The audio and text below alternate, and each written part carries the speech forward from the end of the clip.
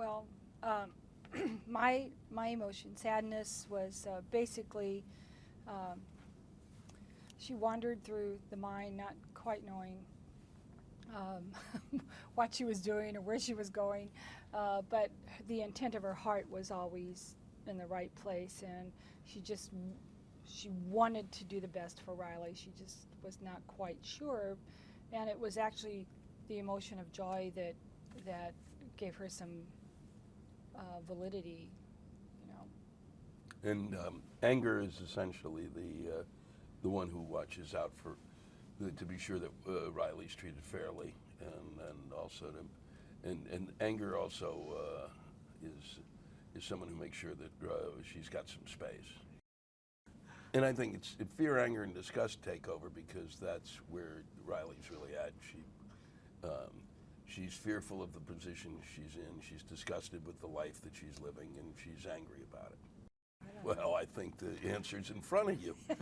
Every so often, there's moves in terms of casting that people go, my God, the magic of it. I think it's Pete, Doctor, and everybody that he chose to surround him, and Jonas.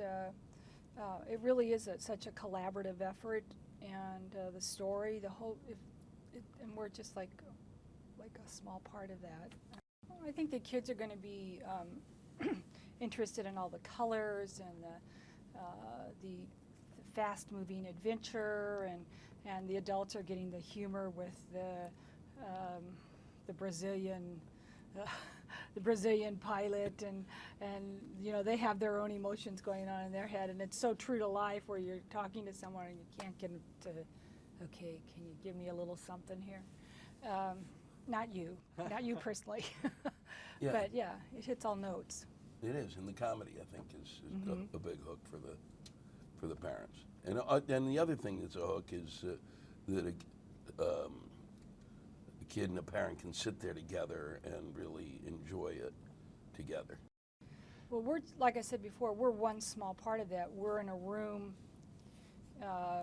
with Pete and Jonas, and if you work at Disney, Doc, you know, and everybody knows Doc at Disney, and so we're just one little piece of that. And then you look at the credits and you see 500 names on there, and it takes every one of those people.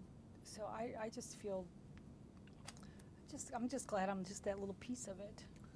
The thing that I keep saying and returning to is the fact that it is the only time you will work on something and see the entirety of the creative process in front of you, and that you can watch it grow. And even though you're not, like, I didn't know the way it was going to end, it didn't matter because that was the end of the creative process. But I did see how they got up there, and I saw where they're, you know, and I was privy to their mistakes, you know, and the choices. It's like if you go to a rare book room and you look at somebody's the first draft of a novel, and they'll have the crossouts. You get to see all of that. You don't get that in any. There's no experience that I know of that allows you that. That's what makes it stunning, at least for me.